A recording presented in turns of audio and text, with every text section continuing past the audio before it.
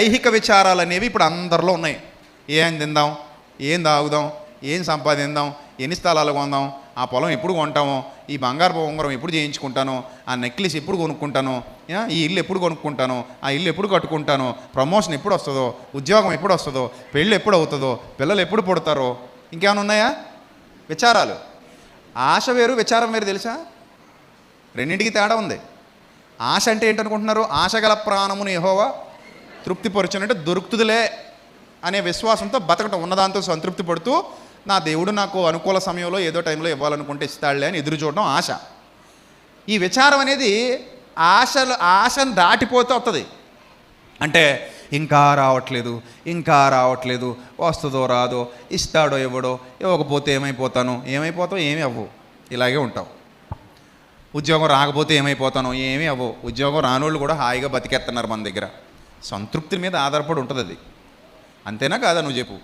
మన అమ్మలు, మన నాన్నలు, మన తాతలు, మన ముత్తాతలు అందరూ గవర్నమెంట్ జాబులు చేసి బతికారా ఏంది? అవునా? కాదు కదా. ఏదోటి కావాలనుకున్నాడట, కష్టపడాలనుకున్నాడట, చుట్టూతో ఏం దొరికి ఏం కనబడతాయట? పనులే కనబడతాయట. కష్టపడకూడదు అనుకున్నాడట, అసలు పనే కనబడదట. కాబట్టి ఏమైపోద్దు? బెంగ విచారం. ఇన్ని బెంగలు విచారాలు బుర్రలో పెట్టేసుకుంటే వాక్యం నిలబడుతుందా? నిలబడదు. కుండ నిండా ఇటుక బిడ్డలు పెట్టి కుండలో అన్నం వండుతానంటే ముందు ఇటుకలు తీ, కుండ శుభ్రం చేయి, అప్పుడు వండుకో అన్నం. కుండ నిండా ఇటుకలు కప్పేసావు, కుండ నిండా మట్టి బిడ్డలు ఉన్నాయి, కుండ నిండా కంకర్రాళ్ళు ఉన్నాయి. ఇప్పుడు ఈ కుండ ఖాళీగా లేదు, కానీ నువ్వు అందులో అన్నం వండాలనుకుంటున్నావు. బియ్యం వేసి ఉడుకుతుందా? ఉడికినా తినగలవా కదా? అంటే ముందు కుండ ఖాళీ చేయాలి. కుండలో ఏం వేసావు? మట్టి బిడ్డలు వేసావు, కంకర్రాళ్ళు వేసావు. అవన్నీ తీసేస్తే అప్పుడు చక్కగా వంట చేసుకుని అన్నం తినొచ్చు. అలాగే నీ హృదయం నిండా విచారం పెట్టేసుకుని, ఐహిక విచారం, ధన మోసం. ఒక్కటి చెప్తాను వినండి. అందరం ఏదో విచారంతోనే బతుకుతున్నాం, కానీ ఏదో టైంలో విచారమే లేకుండా ఏమైపోతున్నాం చెప్పండి? మాయమైపోతున్నాం. అవునా కదా? మీరు చెప్పండి. విచారాలు ఉన్నోళ్ళే ఆ విచారాలు అలాగే ఉంటాయి, ఫీజు కొట్టేద్ది. అవునా కదా? మీరు చెప్పండి. నిజం, ఇది పచ్చి నిజం. ఈరోజు ఏమో, ఈ రాత్రి అయితే ఏంటి పరిస్థితి? ఇప్పటికే మనసులో విచారం ఉంది. రాత్రి పిలుపు వచ్చింది. ఆ వెర్రివాడికి కూడా పిలుపు వచ్చిందట, వాడికి విచారం ఉందట మనసులో. ఏంటట? ఈ సంవత్సరం నా కొట్లు పెద్దవి చేయించాలి, ఎందుకంటే ధాన్యం విస్తారంగా పండేసిందట పాపం. ఎవరికి? వెర్రివాడికి. ధనవంతుడు కాదు అతను, అసలు పేరు వెర్రోడే. దేవుడు పిలిచాడు ఆ పేరుతో, నేను కాదు. దేవుడు ఏమని పిలిచాడు తెలుసా? ధనవంతుడా అనలేదు. ఏమన్నాడు? వెర్రివాడా, ఈ రాత్రి నీకు పిలుపు వచ్చింది. ఈ రాత్రి నీకేమొచ్చింది? పిలుపు వచ్చింది వెర్రివాడా అన్నాడు. సో కాబట్టి విచారం మనసులోనే ఉంటుంది, వెళ్ళిపోతాం. అందుకని విచారపడకండి, ఉన్నదంతా హ్యాపీగా ఉండండి. యేసుప్రభు చెప్పిన అత్యద్భుతమైన నిత్య జీవ సూత్రం ఏంటో తెలుసా? మీకు కలిగిన వాటితో తృప్తి పొంది ఉండండి. అవునా కదా? మీకు కలిగిన వాటితో ఏం పొంది ఉండండి? తృప్తి పొంది ఉండండి. ఎంత హ్యాపీగా ఉంటుంది ఆ మాట అర్థమైతే. ఇల్లు ఉన్నవాళ్ళు చేతులు ఎత్తండి, సొంత ఇల్లు ఉందన్న వాళ్ళు చేతులు ఎత్తండి. ఎంతమంది ఉన్నారు? మీ ఏమో రాయించుకోము మేము, మామూలు అడుగుతున్నాం అంతే. ఎంతమందికి ఉంది చెప్పండి సొంత ఇల్లు? అందరికి ఉన్నాయా? మరి చేతులు ఎత్తరేటండి వీళ్ళు, ఏమన్నా రాయించేసుకుంటాం అనుకున్నారా ఏంది? అందరికి ఉన్నాయా? మంచి సంతోషం. దేవుని స్తుతించడానికి చెయ్యెత్తమన్నా నేను మిమ్మల్ని మేము బాధ పెట్టడానికి కాదు. అందరికి సొంత ఇల్లు ఉన్నాయిగా, హ్యాపీ. ఇప్పుడు మీరు సంతోషించాలా వద్దా? మీకు కలిగిన వాటిని బట్టి. లేదండి సొంత ఇల్లు ఉంది కానండి, మా పక్కావిడికి పెద్ద 3 అంతస్తులు ఉందండి, అదైనా కూలిపోవాలా, లేదా నేను దానికంటే పెద్దదైనా కొట్టుకోవాలి. ఏంటండి దరిద్రం? అదైనా కూలిపోవాలి, లేదా దానికంటే పెద్దదైనా నువ్వు కొట్టుకోవాలా? వాళ్ళదే, నీదే. వాళ్ళకు కలిగి ఉన్నదాన్ని బట్టి వాళ్ళు సంతోషిస్తారు, నీకు కలిగి ఉన్నదాన్ని బట్టి నువ్వు సంతోషించు. అయినా నువ్వు పక్కనున్న 3 అంతస్తుల బిల్డింగ్ చూడకూడదు. నీకంటే హీనంగా రోడ్డు మీద ఇల్లు లేకుండా పడున్నారు చూడు, వాళ్ళని చూడాలి. అప్పుడు అనిపిస్తుంది, తండ్రి నన్ను చాలామంది కంటే నేను గతంలో కూడా చాలాసార్లు చెప్పాను, భీమవరం బ్రిడ్జ్ మీద చాలామంది పడుకుని ఉంటారు పాపం రాత్రులు. మేము మీటింగ్ నుంచి వస్తూ ఉంటాం, ఈ సైడ్ మీటింగ్లకు వచ్చినప్పుడు ఆ భీమవరం బ్రిడ్జ్ మీద దుప్పట్లు కూడా ఉండే వాళ్ళకి అలాగే పడుకుంటారు. బ్రిడ్జ్ మీద అది ఉంటుంది కదా ర్యాంప్ సైడ్, అక్కడ పడుకుంటారు. కావాలంటే వెళ్ళి చూడండి, ఇప్పుడే వెళ్ళండి, మీకు దొరుకుతారు, ఉంటారు అక్కడ. చాలాసార్లు చూశాను నేను ఈ భీమవరం వచ్చినప్పుడు, మీటింగ్స్కి వచ్చినప్పుడు. అప్పుడు అనిపిస్తుంది నాకు, తండ్రి వీరితో పోల్చుకుంటే మాకు అసలు ఏడుపే ఉండకూడదు, వీరితో పోల్చుకుంటే మాకు అసలు బాధే ఉండకూడదు, దుఃఖమే ఉండకూడదు. అయినా విచారపడతాం మనం, అయినా విచారపడతాం. వేడివేడి అన్నం ఆకులో వేసి అత్తగారు నెయ్యి వేసి పప్పు వేసి ఏంటి ఒక గారి వండిపెట్టి కొంచెం చికెన్ వేసి పెరుగు సాంబారు అన్నీ పెట్టాక అల్లుడు ఇంకా ఏడుస్తున్నాడట. ఒక నాయన అన్నీ ఉన్నాయి కదరా ఇంకెందుకురా ఏడుస్తున్నావు, గుడ్లు కూడా ఉడకబెట్టానరా వస్తున్నాయి లోపల నుంచి అందట. అలా కాదు నాకు ఆవకాయ బద్దలేదు అన్నాడట. అలా ఉంటాయి మన మనస్తత్వాలు. కొంతమంది అన్నీ ఉంటాయి, మనకి ఏం లోటు లేదు, కానీ ఇన్ని ఉన్నాయన్న ఆనందం ఉండదు. అదేదో ఆవకాయ బద్దలేదని ఏడుపు ఉంటుంది. ఇప్పుడు పప్పు చూసి ఆనందంగా తినవు, నెయ్యి చూసి ఆనందంగా తినవు, సాంబార్ వేసుకుని ఆనందంగా తినొచ్చు, చికెన్తో ఆనందంగా తినొచ్చు, ఆ గారెలు ఉండి పెట్టింది ఆనందంగా తినొచ్చు. ఈ అన్నింటితో ఆనందపడని వీడు లేనిది ఏదో ఉందా, ఏదేటది ఆవకాయ బద్దట.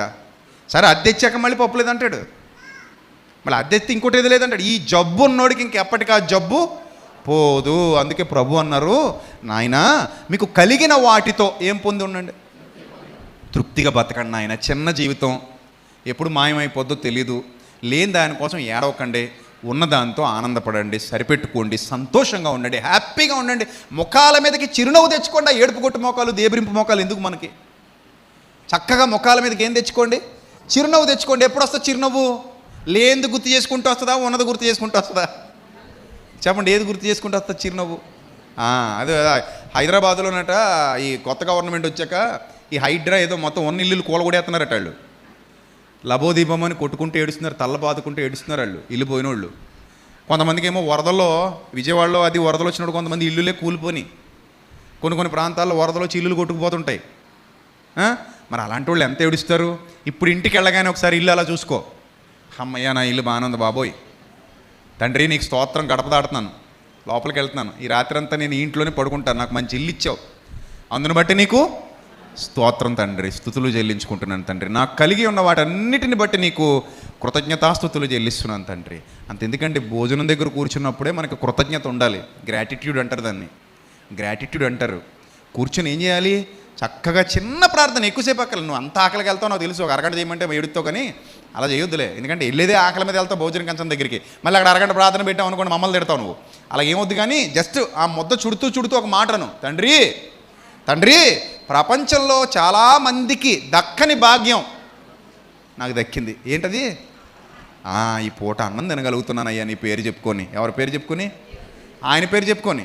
ఇంకెవరి పేర్లు ఉండవు ఇక్కడ చెప్పుకోవడానికి, అసలు పేరు ఆయనదే, ఆ పేరే చెప్పుకోవాలి. అన్ని నామముల కన్నా ఆ నామం చెప్పుకుని ఏం చేస్తున్నాం మనం ఇప్పుడు? చక్కగా ముద్ద చుట్టుకొని తండ్రి నీకు కృతజ్ఞతాస్తుతులు చెల్లిస్తున్నా అని చెప్పుకొని తినేస్తాం. అది చాలదా చెప్పండి? కృతజ్ఞత చెప్పడానికి ఇంకేం కావాలండి? కోట్ల రూపాయలు తెచ్చి నీ ఒడిలో పోస్తే చెప్తావు కృతజ్ఞత? మీకు మాట చెప్పనా, కోట్ల రూపాయలు ఉన్న ఒక వ్యక్తి నాకు తెలుసు, కోట్ల రూపాయలు ఉన్న ఒక వ్యక్తి నాకు తెలుసు. పొద్దున అలా ఆవిడ తక్కెట్లో తూసి పడద్ది ఇడ్లీలు. కర్మ, దానికి కర్మ అంటారు, నిజమే. తక్కడేస్తుందండి ఇడ్లీలకి, బాగా హై షుగర్ అతనికి. అందుకని డాక్టర్ గారు చెప్పారట, ఇదిగో గ్రాములు లెక్క పెట్టాలి. అప్పుడు సిట్టి ఇడ్లీలు అటు సిట్టి ఇడ్లీ ఇంత ఉంటాయి, ఇలా నోట్లు వేసుకుంటే పెప్పర్మెంట్ బిళ్ళ కరిగిపోతాయి. ఆ చిట్టి ఇడ్లీలు వండి మళ్ళీ వాటిని తక్కెట్లో వేసి తూసి ఎన్ని గ్రాములు పెట్టమంటే డాక్టర్ గారు అన్ని గ్రాములు పెడుతుంటే, ఆ గ్రాముల్లో ఇడ్లీ తింటనోడికి ఇడ్లీ కొబ్బరి చట్నీ వేసుకు లాగేస్తున్నోడికి తేడా ఉందా లేదా? మీ ఇద్దరులో ఎవడు గొప్పడు మీరు చెప్పండి. 500 కూలు తెచ్చుకుని ఇడ్లీ కొబ్బరి చట్నీ వేసుకుని తినేస్తున్నాడు గొప్పడా, లేదా 1000 రూపాయలు కూలు తెచ్చుకో రోజుకి? కోట్లు బీరువాల్లో మూలుగుతున్నప్పుడు ఆ తినేయలేక ఇది అలా ఆవిడ వచ్చి ఇదిగో తక్కెటి తెచ్చాను, ముందు బెళ్ళేసుకో, తర్వాత ఈ చిట్టి ఇడ్లీ నోట్లో అలా వేసుకుని అనుకుని ఇడ్లీ తిన్నానని బ్రహ్మపోడు. ఇంకా ఏం జీవితం చెప్పండి? కాబట్టి కోట్లు కాదు విలువైనవి, కోట్ల కంటే విలువైనది మనలో ఉన్నటువంటి సంతృప్తి. దేవుడు మనకు ఆశీర్వాదం ఇస్తేనే మనం ఏం చేయగలం? ఆయన సెలవు లేక భోజనము చేసి సంతోషించుట ఎవనికి సాధ్యము అన్నాడు ప్రసంగి గ్రంథంలో. కాబట్టి ఆయన సెలవు ఉండాలి మనం భోజనం చేయడానికి. ఆయన సెలవు ఇచ్చాడు అంటే అది కదా ధన్యత. దాన్ని బట్టి ఆనందించాలా వద్దా? అందరూ సంతోషంగా చిరునవ్వుతూ ఉండండి. ఒక రకంగా మీకు సూత్రం చెప్పనా, బాధలున్నా కూడా చిరునవ్వుతూ ఉండండి. అర్థమైందా? అందుకే బైబిల్ అంటోంది ప్రభువునందు సంతోషించండి. బాధలు ఉంటాయి, కాదని నేను అనట్లేదు. అందరికీ ఉంటాయి బాధలు లేని వాళ్ళు ఎవరున్నారు చెప్పండి? ఏదో బాధ ఒకటి తీరితే ఇంకోటి తీరితే ఇంకోటి వస్తాయి పోతాయి. జీవితం అన్నాక వర్షాకాలం, ఎండాకాలం, శీతాకాలం మారుతున్నట్టు కష్టాలు, సుఖాలు, బాధలు, సంతోషాలు మారతాయి, పోతాయి. మీ అనుభవాల్లో అవి మీకు అర్థం అవుతాయి. అలాంటప్పుడు వాటి మీద పడి మీరు దేవుని వాక్యాన్ని విడిచిపెట్టుకోకూడదు. అందుకే ఏముండకూడదట, ముళ్ళ పొదలు, గచ్చ పొదలు హృదయంలో తీసేయండి. ఐహిక విచారాలు, ధన మోసాలు ఏం వద్దు, మనకు ప్రశాంతంగా ఉండండి.